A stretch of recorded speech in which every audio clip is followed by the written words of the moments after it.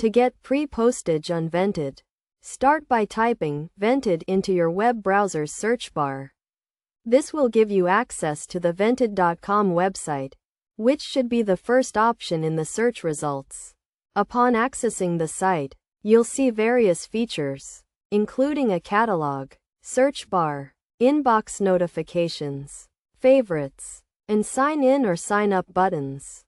To proceed, log into your account using your username or email address and password.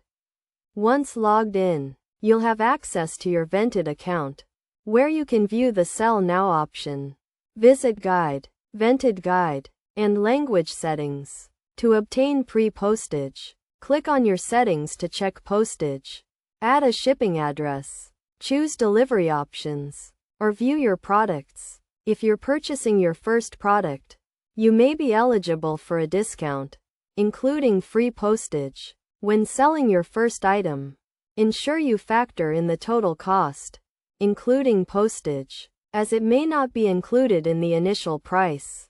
You can also create a new account to buy or sell items. And don't hesitate to negotiate prices.